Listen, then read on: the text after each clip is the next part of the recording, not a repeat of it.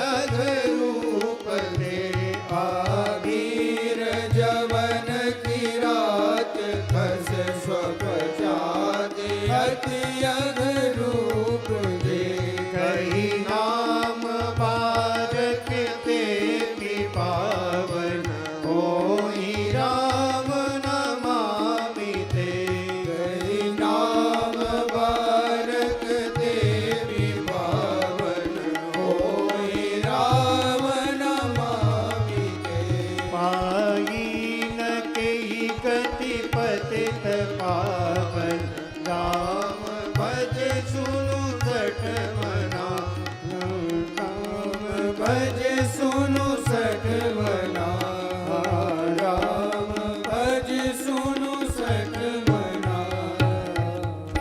गोस्वामी जी कहते हैं पाई न केहि गति पतित पावन राम भज सुन सठ मना।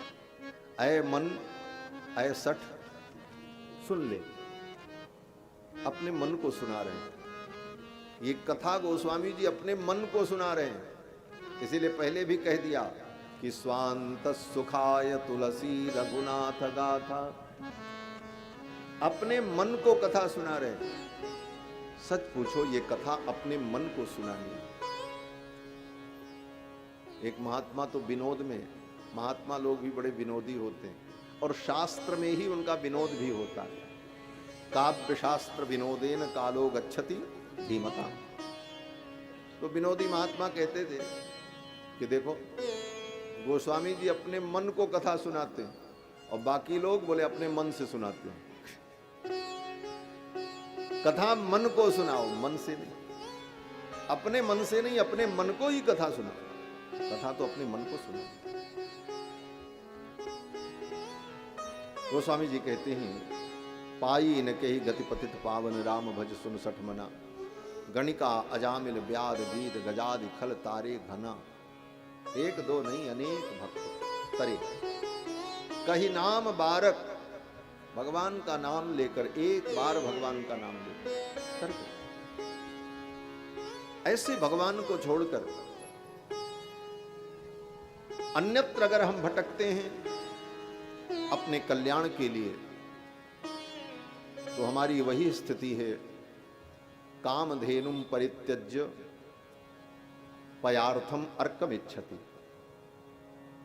कामधेनु को छोड़कर दूध के लिए कहां गया व्यक्ति? बोले मदार के पेड़ के पास, अर्क के पास। अर्क माने मदार। पयार्थम अर्कमिच्छति। कामधेनु को छोड़कर दूध लेने कहां गया? बोले मदार के पास, और मदार की डंडी को तोड़कर एक एक बूंद दूध बटोर रहा। बोले वो दूध भी किसी काम का नहीं, और तोड़ते समय एक आध बूंद अगर आंख में चली गई तो अंधे ही हो जाओगे। कामधेनु को छोड़कर आज ऐसे ही लोग अंधे। भगवान को छोड़कर, समस्त कामनाओं की पूर्ति करने वाले सर्व कल्याणप्रद भगवान को छोड़कर जो इतस्ततः भटक रहे हैं, उनकी वही स्थिति। सुखदेव जी बार बार यही कहते हैं, तीव्रेण भक्ति योगेन यजेत पुरुषम परम। तीव्र भक्ति योग के द्वारा भगवान की भक्ति करो। आगे सृष्टि के क्रम का वर्णन करते हैं और सुखदेव जी कहते हैं यह सृष्टि भगवान के द्वारा हो।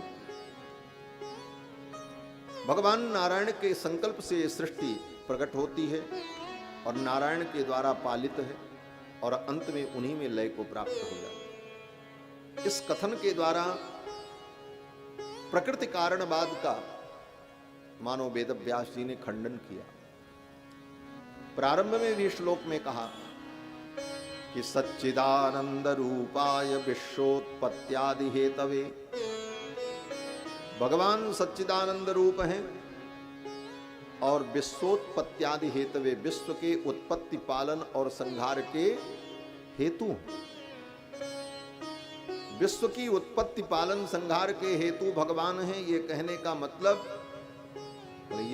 मतलब ये है कि ब्रह्म कारणवाद का सिद्धांत ही प्रामाणिक सिद्धांत है, प्रकृति कारणवाद का सिद्धांत काल्पनिक है। आज जो आधुनिक विज्ञान परमात्मा को नहीं मानता, वो प्रकृति को ही कारण मानता है, प्रकृति ही सब कुछ है, प्रकृति कारणवाद। और ये आधुनिक विज्ञानवादियों का जो प्रकृति कारणवाद का सिद्धांत है, ये कोई नया सिद्धांत नहीं है, ऐसे नास्तिक बहुत पहले से भी रहे हैं और ऐसे मत का खंडन भी हुआ है। कपिल मुनि ने भी प्रकृति कारणवाद को माना, तो वेद व्यास जी ने ब्रह्म सूत्र में उसका खंडन किया, प्रकृति कारणवाद का। प्रकृति कारणवाद का खंडन किया ब्रह्म सूत्र में वेद व्यास जी ने। ईक्षतेर ना शब्दम, इस सूत्र के द्वारा, ब्रह्म सूत्र है ईक्षतेर ना शब्दम, इस सूत्र के द्वारा वेद व्यास जी ने प्रकृति कारणवाद का खंडन किया ब्रह्म सूत्र। क्यों? बोले जहां पर वेदों में सृष्टि के क्रम का वर्णन आता है, वहां पर यह कहा गया कि परमात्मा ने इच्छा की। क्या इच्छा की? बोले एको हम बहुश्याम, मैं एक हूं बहुत हो जाऊं। ईक्षण किया परमात्मा ने। तो ये ईक्षण क्रिया जो है, ये प्रकृति में नहीं हो सकती, क्योंकि प्रकृति तो जड़ है, जड़ में इच्छा होती ही नहीं, जड़ में संकल्प शक्ति नहीं होती, जड़ में ईक्षण नहीं हो सकता। इसलिए प्रकृति को, जड़ को हम इस चेतना, चेतनात्मक जगत का कारण नहीं मान सकते, क्योंकि उसमें ईक्षण की क्रिया संभव नहीं हो सकती। ईक्षतेर ना शब्दम, इस सूत्र के द्वारा प्रकृति कारणवाद का खंडन किया। तब कारण कौन है? बोले कारण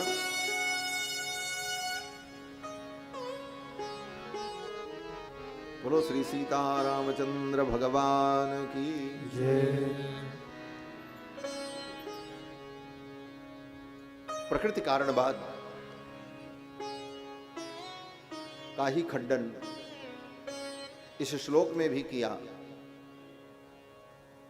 कि सच्चिदानंद रूपाय विश्वोत्पत्त्यादि हेतु, विश्व के उत्पत्ति के हेतु भगवान है, और भगवान में ही ईक्षण होता है, वही इच्छा करते हैं। एकाकी न रमते, भगवान को ऐसा अनुभव होता मैं अकेले कैसे रमण करूं, क्या करूं। एको हम बहुश्याम, मैं एक हूं बहुत हो जाऊं। और तब भगवान के संकल्प से सृष्टि उत्पन्न होती। भगवान के नाभि से, भगवान नारायण की नाभि से एक कमल प्रकट होता है, और उस कमल पर ब्रह्मा जी का प्रादुर्भाव होता है। ब्रह्मा जी जब प्रकट हुए तो ब्रह्मा जी ने देखा तो सामने शून्य आकाश, दाहिनी तरफ देखने की कोशिश की तो एक मुख और प्रकट हो गया, उधर भी देखा शून्य आकाश, बाईं तरफ देखने की कोशिश की, उधर भी मुख प्रकट हो गया, पीछे देखने का प्रयास किया तो पीछे भी मुख प्रकट हो गया। ब्रह्मा के 4 मुख हो गए, चतुर्मुख ब्रह्मा। ब्रह्मा ने सोचा चारों तरफ शून्य आकाश ही। फिर नीचे देखा तो उस कमल को देखा जिस कमल पर ब्रह्मा जी बैठे। ब्रह्मा जी सोचने लगे ये कमल कहां से प्रकट हुआ, इसका तो कोई आधार होगा। कमल की नाल को पकड़ करके ब्रह्मा जी उतरने लगे। हजारों दिव्य वर्षों तक ब्रह्मा जी चलते रहे, लेकिन उस कमल नाल का अंत नहीं पाया, कहां से कमल।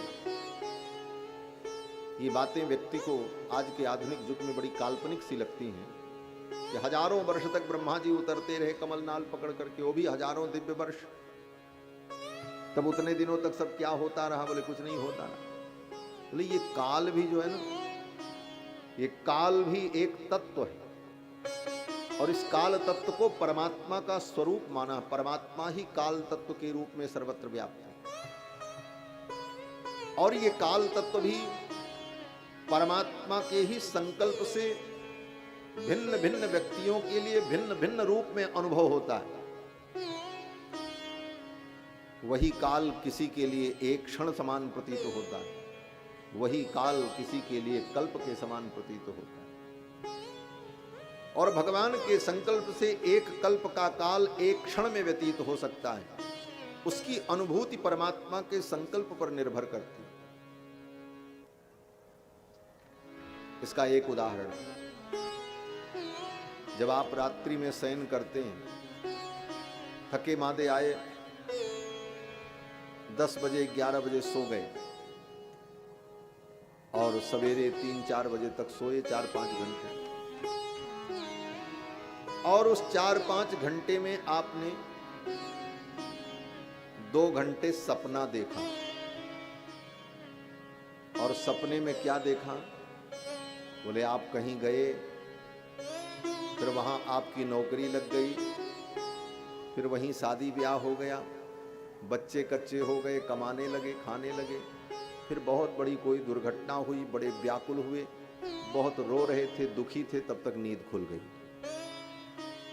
इतने देर में 2 घंटे में आपने 20 वर्ष का अनुभव किया, और वो अनुभव किसने किया? आत्मा ने ही किया। अगर आत्मा को अनुभव न होता तो जागने के बाद वो आत्मा अपने सपने का बयान कैसे करती? जगने के बाद हम बताते हैं आज तो हमने ये सपना देखा, ऐसा ऐसा देखा, ये देखा। वो ज्ञान किसको हुआ? बोले आत्मा को। तो आत्मा को स्वप्न की जो अनुभूति हुई, उस स्वप्न में भी जो काल का अनुभव हुआ, 2 घंटे में आपको 20 वर्ष का अनुभव परमात्मा ने करा दिया। जागने पर यह पता चला, ये काल की गति भगवान के संकल्प पर निर्भर करती है। ब्रह्मा का एक दिन हमारे आपके लिए कई लाख वर्ष से भी ज्यादा हो जाता है, लेकिन ब्रह्मा को भी इतना ही लगता है, सवेरे उठे, संध्या वंदन किए, भोजन प्रसाद किए, कुछ काम किए और फिर शाम हो गई, जैसे हमारे आपके लिए होता है। लेकिन काल का अंतर होता है, और आज का विज्ञान भी मानता है हर ग्रहों पर काल की गति अलग अलग होती है। इस पृथ्वी पर भी काल की गति में भेद होता है। वह काल भगवान के संकल्प से अलग अलग प्रकार से अनुभव का विषय बने। तो ब्रह्मा जी महाराज हजारों वर्षों तक, दिव्य वर्षों तक नाभि नाल पकड़ करके उतरते रहे। जब उस कमल का कहीं अंत नहीं मिला, तब ब्रह्मा जी फिर आए और उसी कमल पर बैठ गए। जाए कहां? शून्य आकाश में कोई जगह थी नहीं। तब ब्रह्मा जी को आकाश में 2 वर्ण सुनाई पड़ा। स्पर्शे सुयत षोडशमेक विंशम। स्पर्श वर्णों में 2 वर्ण सुनाई पड़ा, 16वां और 1 विंशम 21वां। ये 2 वर्ण ब्रह्मा जी को सुनाई पड़ा। स्पर्श वर्ण क से लेकर के म तक 25 वर्ण जो हैं, ये स्पर्श वर्ण। कादयो मावसानाम स्पर्श। और इसमें 16वां और 21वां वर्ण ब्रह्मा जी को सुनाई पड़ा आकाश में। 16वां वर्ण है त और 21वां वर्ण है प। ये दोनों वर्ण सुनाई पड़े, त और प, और दोनों मिलकर के एक शब्द बना, तप। सृष्टि के प्रारंभ में ब्रह्मा जी को यही 2 वर्ण सुनाई पड़ा, तप, त और प, 16वां और 21वां वर्ण। और कहां से सुनाई पड़ा? बोले आकाश से। ये शब्द ब्रह्मा जी ने सुना, कहां सुना? बोले आकाश में सुना, क्योंकि शब्द आकाश में ही प्रतिष्ठित रहता है। आकाश का प्रधान गुण शब्द है, शब्द गुणकम आकाशम। इसीलिए हमारे यहां शास्त्रों में इस विज्ञान पर लाखों वर्ष पहले महर्षियों ने विचार किया। जब जब कोई बात आई तो क्या हुआ? बोले आकाशवाणी हुई। आकाशवाणी, आकाश से वाणी आई। क्यों? बोले वाणी आकाश में ही रहती है। इसीलिए आज भी रेडियो स्टेशन का नाम आकाशवाणी ही लोगों ने रखा। आकाशवाणी क्यों रखा? जिस विज्ञान को आज लोगों ने सिद्ध किया, वो विज्ञान लाखों वर्षों का है। आकाश में वाणी विद्यमान रहती है। इस सिद्धांत पर ही रिसर्च करके ये सारे यंत्र बने, मोबाइल बना, टीवी बना, रेडियो बना, जो कुछ भी बना, जिसमें हम ध्वनियों को सुन लेते हैं, वर्षों पुरानी रिकॉर्डिंग सुन लेते हैं। क्यों? बोले गाने वाले मर गए, लेकिन वो ध्वनि आज भी विद्यमान है। क्यों? बोले सारे शब्द आकाश में सदा निवास करते हैं, ये सिद्धांत है। बोले उन यंत्रों से उसको केवल खींच करके सुन लिया गया, शब्द तो विद्यमान है। ये विज्ञान आज का नहीं, न्याय शास्त्र में, वेदांत शास्त्र में, सभी शास्त्रों में इसका वर्णन है। शब्द गुण कम आकाश।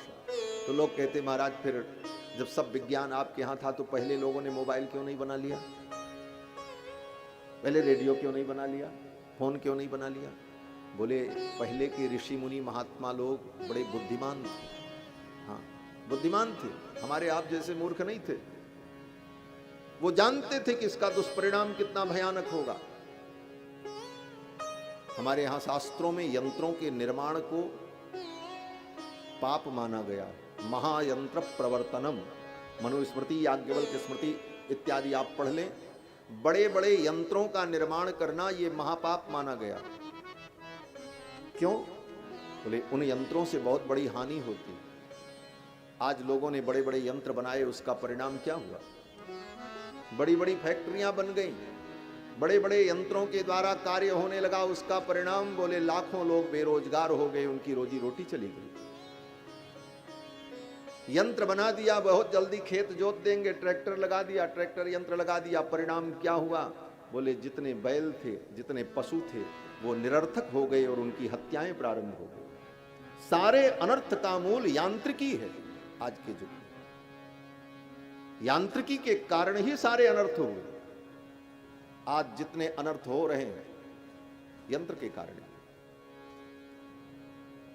आज ऐसे ऐसे यंत्र बना दिए महाराज, एक बार उसमें 56 गोली भर लो और खटखट खटखट चला दो, 56 आदमी को मार डालो। यंत्र तो बहुत बढ़िया बनाया आपने, बड़ी बुद्धिमानी की, ऐसी शक्ति उसमें पैदा कर दी, लेकिन उसका परिणाम कितना भयानक। ऐसे कोई व्यक्ति की बुद्धि भ्रष्ट हो तो व्यक्ति किसी को मारना भी चाहे तो एक दो को मारेगा, तब तक चार मिल करके उसको पकड़ लेंगे। लेकिन आज जिसके पास वो यंत्र मिल जाए तो कितनों को मार डालेगा। सारे अनर्थ का मूल अगर समाज में कुछ है तो यंत्र है, यांत्रिक। ऋषियों ने इसको पाप माना है, इसीलिए इसका प्रवर्तन नहीं किया। नहीं तो यंत्र वो भी बना सकते थे, ऐसा नहीं था। जिसने इस विज्ञान के मूल को खोजा वो यंत्र नहीं बना सकता था, बना सकता। लेकिन यंत्र निर्माण महापाप माना गया। आज जितने यंत्र बने उसके कारण ही समाज में बहुत बड़ी बेरोजगारी।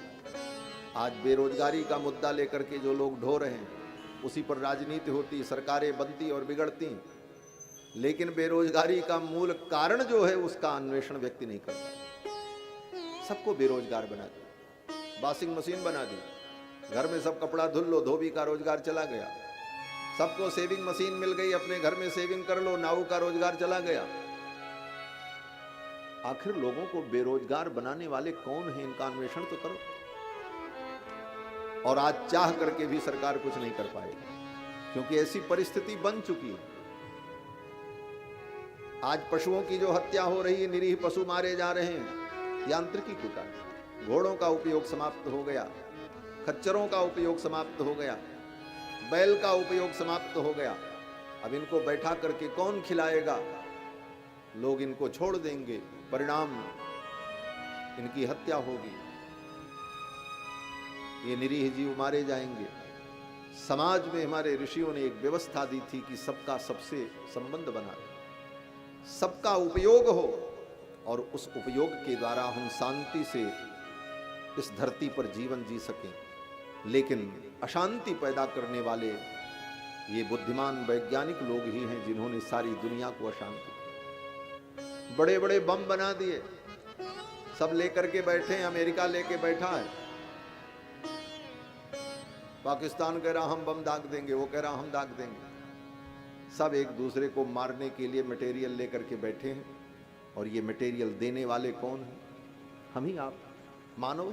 अपने विनाश की सामग्री स्वयं तैयार करके विनाश के ढेर पर बैठा है। कब बुद्धि भ्रष्ट हो जाए, सारी दुनिया खत्म हो जाए। तो इस विकास को क्या कहोगे? ये विकास नहीं, ये विनाश है। विकास ऋषियों ने किया था, विकास ऋषियों का था। जिन्होंने भौतिक विकास को महत्व नहीं दिया, अपने आत्मिक विकास को महत्व दिया। हम अपनी बुद्धि का विकास करें, अपने चरित्र का विकास करें, अपने चिंतन का विकास करें, हम अपने आध्यात्मिकता का विकास करें। वो ज्ञान विज्ञान महत्वपूर्ण था। ऋषियों ने विज्ञान किसे माना? ऋषियों ने विज्ञान आत्मज्ञान को माना। यस्तु विज्ञानवान भवति सौ मनस्कः सदा शुचिः सचतत पदमवाप्नोति यस्मात् भूयो न जाए। कठोपनिषद में वेद भगवान कहते हैं, यस्तु विज्ञानवान भवति, जो विज्ञानवान होगा, सचतत पदमवाप्नोति, वो उस पद को प्राप्त करे। विज्ञान ये विज्ञानेन यज्ञं तनुते, वेदों ने कहा। तो विज्ञान का मतलब विशिष्ट ज्ञान, परमात्मा का ज्ञान, सृष्टि के मूल कारण तत्व का ज्ञान, इसको विज्ञान माना हमारे ऋषियों ने। तो ब्रह्मा जी को 2 अक्षर सुनाई पड़ा, त और प, आकाश में। ब्रह्मा जी तप करने लगे। 10,000 वर्ष तक ब्रह्मा जी ने तप किया। उनकी तपस्या से भगवान प्रसन्न हुए और भगवान ने प्रकट होकर के दर्शन दिया। और भगवान ने दर्शन देकर के ब्रह्मा जी को चारों वेदों का ज्ञान प्रदान किया अपने संकल्प मात्र से। भागवत तत्व का ज्ञान प्रदान किया, जिसको चतुश्लोकी भागवत कहते हैं। और फिर भगवान ब्रह्मा जी को कहते हैं, अब आप सृष्टि का विस्तार करो। सृष्टि के विस्तार की आज्ञा देकर के भगवान अंतर्हित हो गए। फिर ब्रह्मा जी ने सृष्टि प्रारंभ की और ब्रह्मा जी ने अपने संकल्प से सर्वप्रथम सनकादिकों को उत्पन्न किया। सृष्टि ये प्रारंभ में सांकल्पिक थी, बाद में ये मैथुनी सृष्टि प्रारंभ हुई। ब्रह्मा ने पहले संकल्प किया, उनके संकल्प से 4 लोग प्रकट हुए, सनक, सनंदन, सनातन, सनत कुमार, ब्रह्मा जी के मानस पुत्र। सनकादिकों से ब्रह्मा जी ने कहा सृष्टि का विस्तार करो। सनकादिकों ने कहा सृष्टि किसे कहते हैं? ब्रह्मा जी ने कहा जैसे हमने तुमको उत्पन्न किया ऐसे तुम भी लोगों को उत्पन्न करो। सनकादिकों ने कहा आपने हमको उत्पन्न किया। ब्रह्मा जी ने कहा आपको किसने उत्पन्न किया? बोले भगवान ने। तो सनकादिकों ने कहा भगवान को किसने उत्पन्न किया? ब्रह्मा ने कहा उनको कोई उत्पन्न नहीं करता, वही सबको उत्पन्न करते। तो सनकादिकों ने कहा जब सबको उत्पन्न करने वाले भगवान हैं तो मैं बीच में इस लफड़े में क्यों पड़ूं, मैं तो उन्हीं का भजन करूंगा। सनकादिक चले गए भजन करने। ब्रह्मा जी को बड़ा दुख हुआ। देखो, गृहस्थ बड़ी आशा में संतान को उत्पन्न करता है कि ये संतति मेरे कार्य को आगे बढ़ाएगी, लेकिन संतति माला झोली लेकर के भजन करने के लिए काशी अयोध्या निकल जाए तो माँ बाप को तो रोना ही पड़ता है, दुख करना पड़ता है। हमने बड़ी आशा लगाई थी इनसे, चले गए। ब्रह्मा जी को भी आशा थी, 4 बच्चे हुए वो भी संकल्प से। अब ये हमारा कुछ काम बढ़ाएंगे, चारों मेरे 4 हाथ बन करके मेरे इस कार्य को बढ़ाएंगे। लेकिन ये चारों तो चकमा दे करके चले गए। बोले हम तो जा रहे हैं भजन करेंगे। और कितना सुंदर संकेत है। ब्रह्मा की सृष्टि का प्रथम व्यक्ति, ब्रह्मा की सृष्टि की प्रथम कृति कहा जाए सनक, सनंदन, सनातन, सनत कुमार को, तो ये चारों भगवान के भजन में लग गए। भगवान का भजन ही संसार का सार है। सनकादिक भजन करने चले गए। ब्रह्मा जी को थोड़ा रोष आया, दुख हुआ, क्रोध आया। और क्रोध तमोगुण का परिणाम है। सतोगुण होने पर ज्ञान का उद्रेक होता है, रजोगुण आने पर कुछ पाने की और कुछ करने की इच्छा उत्पन्न होती है, और तमोगुण आने पर क्रोध उत्पन्न होता है। गीता में भगवान ने कहा सत्वात् संजायते ज्ञानम रजसो लोभमेव च। सत्व के होने पर ज्ञान, और रजोगुण आने पर लोभ, और तमोगुण आने पर अज्ञान और क्रोध। ब्रह्मा जी को थोड़ा क्रोध आया, तमोगुण बढ़ा, भ्रिकुटी टेढ़ी हो गई और ब्रह्मा जी की भ्रिकुटी के मध्य से एक नीले रंग का, नील लोहित वर्ण का एक बालक प्रकट हुआ। नीले रंग का, गाढ़ा नीला। वो भी नीला कैसा? बोले नील लोहित। नीला रंग और लाल रंग दोनों को मिला दे तो जो रंग बनता है उस रंग का, नील लोहित वर्ण। जैसे कभी कभी आपने देखा होगा, हाथ की उंगलियां, उंगली के नख कभी कहीं दब जाते हैं अचानक धोखे से, तो काले पड़ जाते हैं। तो वो रंग कैसा होता है? बोले पूरा काला भी नहीं होता और पूरा नीला भी नहीं होता, हल्का लाल रंग लिए हुए होता है। इसी को नील लोहित वर्ण कहा जाता है। नील लोहित वर्ण के बालक का प्रादुर्भाव हुआ और वो बालक जोर जोर से रोने लगा। जब जोर जोर से रोने लगा तो ब्रह्मा जी ने कहा, तुम रो रहे हो इसलिए तुम्हारा नाम रुद्र होगा। रुदनात् रुद्रः, रो रहे हो इसलिए तुम्हारा नाम रुद्र होगा। वही भगवान रुद्र हैं, भगवान शंकर, तमोगुण के अधिष्ठाता। रुद्र ने कहा, मेरे लिए क्या आज्ञा है? ब्रह्मा जी ने कहा, सृष्टि करो। ब्रह्मा जी का तो एक ही प्रोजेक्ट था, किसी प्रकार बढ़े सारा काम आए। ब्रह्मा जी ने कहा, सृष्टि करो। रुद्र ने कहा, ठीक है। भगवान रुद्र ने सृष्टि प्रारंभ की अपने संकल्प के द्वारा। भूत प्रेत पिशाच डाकिनी शाकिनी कूष्मांड बेताल मारी गण भैरवगण, अब महाराज उपद्रव का सारा खजाना पैदा कर दिया। ब्रह्मा जी ने कहा, अलम अलम, बस बस, अब इससे ज्यादा नहीं। तो क्यों? आपने तो सृष्टि करने को कहा। ब्रह्मा जी ने कहा, ये तो सब विनाश का मटेरियल तैयार कर दिया, इसकी अभी कोई जरूरत नहीं है। जब इसकी जरूरत होगी तब आपको बुलाया जाएगा। आप प्रलय के देवता, संहार के देवता हो। जब संहार करने की आवश्यकता होगी तब आपको बुलाया जाएगा। रुद्र ने कहा, हम क्या करें? बोले, जाओ तुम भी तपस्या करो।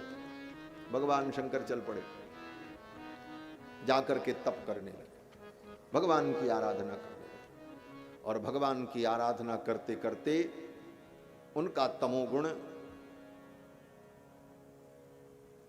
तिरोहित होने लगा और सत्वगुण उनका उद्रिक्त हो गया। उसका परिणाम, बोले उसका परिणाम ये हुआ कि उनका वर्ण जो नील लोहित वर्ण था, वो नील लोहित वर्ण धीरे धीरे समाप्त हो गया और भगवान शंकर कपूर के समान श्वेत धवल हो गए।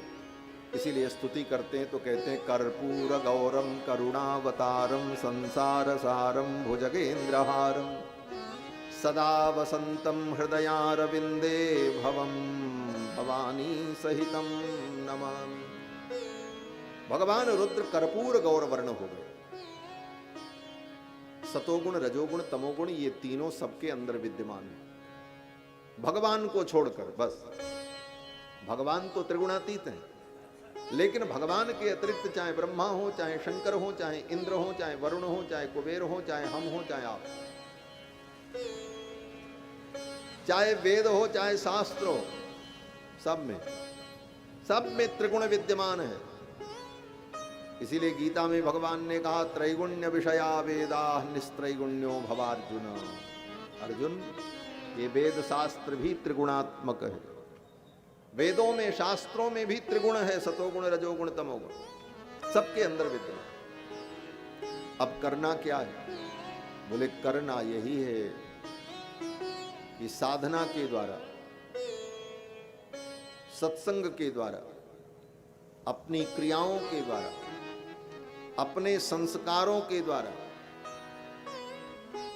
तमोगुण और रजोगुण को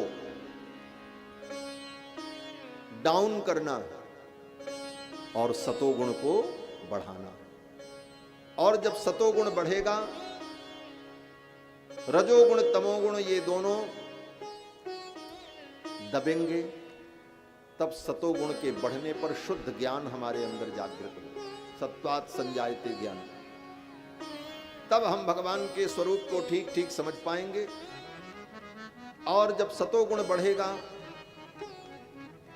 और भगवान के स्वरूप का ठीक ठीक परिज्ञान होगा, भगवान की भक्ति होगी, भगवान की कृपा होगी, बोले तो भगवान की कृपा से एक दिन हम भी त्रिगुणातीत हो जाएंगे, तीनों गुण से उपरत हो जाएंगे। इसी का नाम मुक्ति।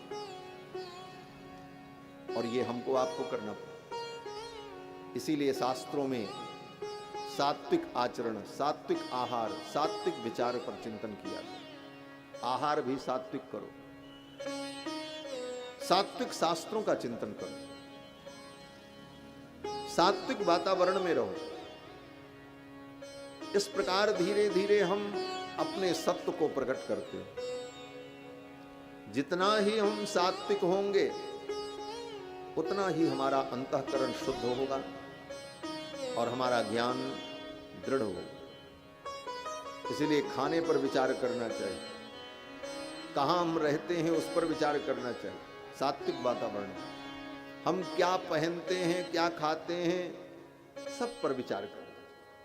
यहां तक कि औषधियों का भी सेवन करें तो सात्विक औषधि का सेवन। लोग कहते हैं महाराज दवा में तो सब कुछ रहता है। बोले दवा के नाम पर कुछ भी खा लेना।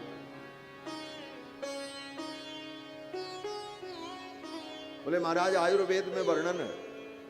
बोले आयुर्वेद कोई धर्मशास्त्र नहीं है, वो चिकित्सा शास्त्र है। चिकित्सा शास्त्र और धर्मशास्त्र में अंतर होता है। चिकित्सा शास्त्र जो होता है समस्त प्राणियों के लिए होता है, और चिकित्सा शास्त्र का उद्देश्य केवल रोग की निवृत्ति है। और सभी प्राणी तीन प्रकार के होते हैं, सतोगुणी, रजोगुणी, तमोगुणी।